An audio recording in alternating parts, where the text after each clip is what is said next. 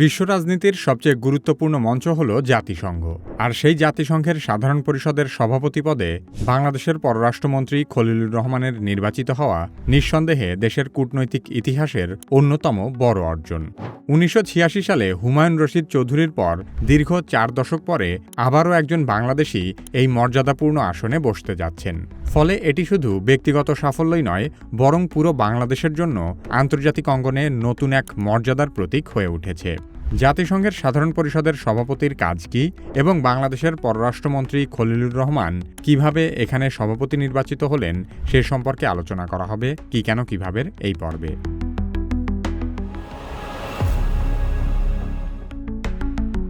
জাতিসংঘের কার্যক্রমের প্রধান কেন্দ্র হল ইউনাইটেড নেশনস জেনারেল অ্যাসেম্বলি বা জাতিসংঘ সাধারণ পরিষদ। বিশ্বের ১৯৩টি সদস্য রাষ্ট্র এখানেই মূলত বৈশ্বিক সমস্যা নিয়ে আলোচনা করে। এই পরিষদের সভাপতিকে বলা হয় president of the general assembly বা পিজিএ। উনি মূলত পুরো সাধারণ পরিষদের অধিবেশন পরিচালনা করেন। অনেকে পিজিএকে জাতিসংঘের প্রধান মনে করতে পারেন, কিন্তু বিষয়টি আসলে তেমন নয়। জাতিসংঘের প্রশাসনিক প্রধান হলেন সেক্রেটারি জেনারেল। বর্তমানে অ্যান্তনিও গুতেরেস এই দায়িত্ব পালন করছেন। অন্যদিকে জেনারেল অ্যাসেম্বলির প্রেসিডেন্ট হলেন জাতিসংঘ পার্লামেন্টের স্পিকারের মতো। বাংলাদেশের পররাষ্ট্রমন্ত্রী খলিলুর রহমান আগামী ১ বছর জাতিসংঘে স্পিকারের মতো দায়িত্ব পালন করবেন। তার প্রধান কাজ হবে সাধারণ পরিষদে অধিবেশন পরিচালনা করা, বিভিন্ন বিতর্ক ও আলোচনার এজেন্ডা সমন্বয় করা, সদস্য রাষ্ট্রগুলোর মধ্যে সমঝোতা তৈরির চেষ্টা করা, উচ্চ পর্যায়ের বৈঠক ও বিশেষ অধিবেশনে সভাপতিত্ব করা, আন্তর্জাতিক বিভিন্ন ইস্যুতে জেনারেল অ্যাসেম্বলির কাজকে এগিয়ে নেওয়া। তবে তিনি কোনো দেশের উপর আদেশ জারি করতে পারবেন না। তার ক্ষমতা অনেকটাই সদস্য রাষ্ট্রগুলোর সমন্বয়কারীর মতো। President of the general assembly বা পিজিআর মেয়াদ মাত্র ১ বছর। প্রতিবছর সেপ্টেম্বরে নতুন জেনারেল অ্যাসেম্বলি সেশন শুরু হওয়ার আগে সাধারণত জুন মাসেই এই নির্বাচন অনুষ্ঠিত হয়। ১৯৩টি সদস্য রাষ্ট্র ভোট দিয়ে সভাপতি নির্বাচন করে। কারা এই পদে নির্বাচন করতে পারবে তার একটি সুনির্দিষ্ট পালা আছে। জাতিসংঘে একটি অলিখিত নিয়ম অনুযায়ী এই পালাক্রম মেনে চলা হয়। ধারাবাহিকতা ঠিক রাখার জন্য বিশ্বের দেশগুলোকে ৫টি আঞ্চলিক গ্রুপে ভাগ করা হয়েছে। গ্রুপগুলো হল African group, Asia Pacific group, eastern European group, Latin American and Caribbean group, western European and others group. প্রতিবছর এই গ্রুপগুলোর মধ্যে ঘুরে ঘুরে সভাপতির পদ নির্বাচিত হয়। এবছর এশিয়া প্যাসিফিক গ্রুপের পালা এসেছিল। তাই শুধু এই গ্রুপভুক্ত দেশগুলোর প্রার্থীরাই পিজিএ হওয়ার জন্য প্রতিদ্বন্দ্বিতা করতে পেরেছে। যখন কোনো অঞ্চলের পালা আসে তখন সেই অঞ্চলের দেশগুলো নিজেদের মধ্যে আলোচনা করে। বেশিরভাগ সময় গ্রুপভুক্ত সকল দেশ মিলে একজন প্রার্থীকে সমর্থন দেয়। তাই অধিকাংশ সময় প্রার্থীরা প্রায় বিনা প্রতিদ্বন্দ্বিতায় নির্বাচিত হন। তবে কখনো কখনো একাধিক দেশ প্রার্থী দিতে চাইলে তখন নির্বাচন হয়। যেমন ২০২৬ সালে বাংলাদেশের খলিলুর রহমান এবং সাইপ্রাসের আন্দ্রেয়াস ককরিস প্রার্থী হয়েছিলেন। ফলে একটি প্রতিদ্বন্দ্বিতাপূর্ণ নির্বাচন অনুষ্ঠিত হয়েছে। নির্বাচনে ১৯৩টি সদস্য রাষ্ট্রের মধ্যে খলিলুর রহমান ৯৯টি ভোট পেয়ে নির্বাচিত হয়েছেন। Khalilur Rahman, Bangladesh 99, Andreas Kokkoris, Cyprus 91। কোনো ব্যক্তি চাইলেই এখানে নিজে গিয়ে মনোনয়নপত্র জমা দিতে পারেন না। অবশ্যই কোনো সদস্য রাষ্ট্রের পক্ষ থেকে মনোনয়ন পাঠাতে হয়। সাধারণত পররাষ্ট্রমন্ত্রী, জাতিসংঘের স্থায়ী প্রতিনিধি, কোনো দেশের সাবেক মন্ত্রী বা প্রধানমন্ত্রী অথবা জ্যেষ্ঠ কূটনীতিকদের এই পদের জন্য মনোনয়ন দেওয়া হয়। সহজ করে বললে পিজিএ নির্বাচন অনেকটা সংসদের স্পিকার নির্বাচনের মতো। আগে ঠিক করা হয় কোন অঞ্চল থেকে এবার সভাপতি হবে, তারপর সেই অঞ্চলের দেশগুলো প্রার্থী দেয় এবং সবশেষে জাতিসংঘের সকল সদস্য রাষ্ট্র ভোট দিয়ে একজনকে সভাপতি নির্বাচিত করে। অনেকেই হয়তো ভাবতে পারেন জাতিসংঘের সাধারণ পরিষদের সভাপতি হওয়াটা শুধুই আনুষ্ঠানিক বা সম্মানসূচক পদ, কিন্তু বাস্তবে এই পদটির কূটনৈতিক গুরুত্ব অনেক বেশি। কারণ এই পদে বসা ব্যক্তি ১ বছরের জন্য বিশ্বের সবচেয়ে বড় কূটনৈতিক আলোচনার কেন্দ্রবিন্দুতে থাকেন। বিশ্বের প্রায় সব বড় আন্তর্জাতিক সংকট, যুদ্ধ, জলবায়ু, মানবাধিকার কিংবা অর্থনৈতিক ইস্যুর আলোচনায় তার প্রত্যক্ষ ভূমিকা থাকে। জাতিসংঘের সাধারণ পরিষদের সভাপতির পদটি অত্যন্ত উচ্চ মর্যাদা সম্পন্ন। প্রোটোকলের দিক থেকে তিনি কোনো দেশের রাষ্ট্রপ্রধান বা সরকার প্রধানের সমতুল্য মর্যাদা পান। দায়িত্ব পালনকালে সভাপতির জন্য নিউ ইয়র্কে জাতিসংঘ সদর দপ্তরের মূল ভবনে বিশেষায়িত ও সুসজ্জিত অফিস দেওয়া হয়। এই অফিসের সাথে থাকে আলাদা সচিবালয়। বিভিন্ন দেশের কূটনীতিক, নীতি বিশ্লেষক ও প্রশাসনিক কর্মকর্তারা এই সচিবালয়ে কাজ করেন। সভাপতির দৈনন্দিন কার্যক্রম, বৈঠক, আন্তর্জাতিক সফর এবং কূটনৈতিক সমন্বয়ের কাজ এই সচিবালয় থেকেই পরিচালনা করা হয়।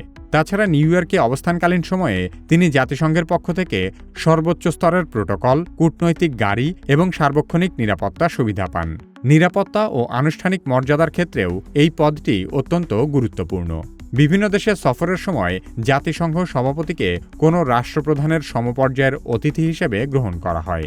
তাকে বিশেষ কূটনৈতিক গাড়ি, সর্বোচ্চ নিরাপত্তা এবং রাষ্ট্রীয় সম্মান দেওয়া হয়। তবে এই পদের কারণে জাতিসংঘে তাকে কোনো ধরনের আর্থিক সুবিধা দেয় না। সভাপতির বেতন ভাতা সংশ্লিষ্ট দেশকেই বহন করতে হয়। তবুও দেশগুলো এই পদকে অত্যন্ত মর্যাদার বিষয় হিসেবে বিবেচনা করে, কারণ এর মাধ্যমে আন্তর্জাতিক প্রভাব বাড়ানোর সুযোগ তৈরি হয়। ডক্টর খলিলুর রহমান ১৯৭৭ সালে বাংলাদেশ সিভিল সার্ভিস বা বিসিএস পরীক্ষায় প্রথম স্থান অধিকার করেন। তার কর্মজীবনের শুরুতে তিনি দক্ষিণ এশিয়া বিভাগ এবং পররাষ্ট্রমন্ত্রীর ব্যক্তিগত সচিব হিসেবে দায়িত্ব পালন করেছেন। ১৯৮৫ সালে তিনি জাতিসংঘে বাংলাদেশের স্থায়ী মিশনে যোগ দেন। ১৯৯১ সালে তিনি জাতিসংঘের বাণিজ্য ও উন্নয়ন সম্মেলনে বিশেষ উপদেষ্টা হিসেবে কাজ করেন। এরপর তিনি নিউ ইয়র্ক ও জেনেভায় জাতিসংঘের বিভিন্ন গুরুত্বপূর্ণ পদে কর্মরত ছিলেন। তার কর্মজীবনের বড় অংশ কেটেছে বহুপাক্ষিক কূটনীতিতে, অর্থাৎ শুধু দ্বিপাক্ষিক রাষ্ট্রীয় সম্পর্ক নয়, বরং জাতিসংঘ, আন্তর্জাতিক সংস্থা এবং বৈশ্বিক নীতি নির্ধারণী ফোরামে তার কাজ করার অভিজ্ঞতা রয়েছে। এই ধরনের সমৃদ্ধ অভিজ্ঞতা সাধারণত কূটনীতিকদের মধ্যে খুব বেশি দেখা যায় না। ২০২৪ সালে আওয়ামী লীগ সরকারের পতনের পর ডক্টর খলিলুর রহমান ডক্টর মোহাম্মদ ইউনূসের নেতৃত্বাধীন অন্তর্বর্তীকালীন সরকারের নিরাপত্তা উপদেষ্টা হিসেবে দায়িত্ব গ্রহণ করেন। তখন বিএনপি খলিলুর রহমানের নিয়োগ নিয়ে প্রচণ্ড আপত্তি জানিয়েছিল। আপনার সরকারে একজন বিদেশি নাগরিককে আপনি জাতীয় নিরাপত্তা উপদেষ্টা করেছেন, আপনার কি সেই আক্কেল জ্ঞান নাই? মজার বিষয় হলো ২০২৬ সালের নির্বাচনে জয়ের পর বিএনপি সেই খলিলুর রহমানকেই টেকনোক্র্যাট কোটায় তাদের সরকারের পররাষ্ট্রমন্ত্রীর দায়িত্ব দেয়। যারা খলিলুর রহমানের বিরুদ্ধে আমেরিকার এজেন্ট হিসেবে কাজ করার অভিযোগ করেছিল, তারাই আবার তাকে ঠিক কোন বিবেচনায় পররাষ্ট্র মন্ত্রণালয়ের মতো গুরুত্বপূর্ণ দায়িত্ব হস্তান্তর করল তা দেশবাসীকে হতবাক করে দেয়। এটি বিএনপির জন্য তো বটেই, বাংলাদেশের রাজনৈতিক ইতিহাসেও অন্যতম শীর্ষ কপটতার উদাহরণ। তবে বাংলাদেশের মতো একটি উন্নয়নশীল দেশ থেকে খলিলুর রহমানের জাতিসংঘে সভাপতি নির্বাচিত হওয়াটা বেশ কয়েকটি কারণেই গুরুত্বপূর্ণ। জাতিসংঘ কেন্দ্রিক বিশ্ব রাজনীতিতে সাধারণত বড় শক্তিধর দেশগুলোর প্রভাব বেশি থাকে। সেখানে বাংলাদেশের মতো দুর্বল পররাষ্ট্রনীতির একটি দেশের প্রতিনিধির এই অবস্থানে পৌঁছানোটা আন্তর্জাতিক সম্প্রদায়ের কাছে দেশের গ্রহণযোগ্যতা ও কূটনৈতিক দক্ষতার বড় স্বীকৃতি।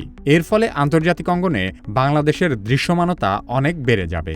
এতদিন বাংলাদেশকে মূলত শ্রমবাজার কিংবা জলবায়ু ঝুঁকির দেশ হিসেবে দেখা হতো, কিন্তু এখন বাংলাদেশ বৈশ্বিক কূটনৈতিক আলোচনার কেন্দ্রেও জায়গা করে নিচ্ছে। সবচেয়ে গুরুত্বপূর্ণ বিষয় হলো, এটি এমন এক সময় ঘটেছে যখন বিশ্ব রাজনীতি ক্রমেই বিভক্ত এবং অস্থির হয়ে উঠছে। ইরান যুদ্ধ, ইউক্রেন যুদ্ধ, হরমুজ প্রণালী সংকট, গাজা সংকট, জলবায়ু বিপর্যয়, শরণার্থী সমস্যা এবং বৈশ্বিক অর্থনৈতিক অনিশ্চয়তার মতো বড় বড় ইস্যুর মধ্যে ইউএনজিএর সভাপতির দায়িত্ব পালন করাটা খলিলুর রহমানের জন্য অত্যন্ত চ্যালেঞ্জিং হবে। জাতিসংঘ কিভাবে প্রতিষ্ঠিত হয়েছিল এবং জাতিসংঘের কাজ কি সে সম্পর্কে জানতে চাইলে কি কেন কিভাবের এই ভিডিওটি দেখতে পারেন। আপনি যদি কি কেন কিভাবের মতো ভিডিও তৈরি করতে চান, তাহলে কি কেন কিভাবে একাডেমির ভিডিও এডিটিং মাস্টারি কোর্সে ভর্তি হতে পারেন। ভিডিও ডেসক্রিপশন ও পিন কমেন্টে কোর্সের লিংক দেওয়া আছে।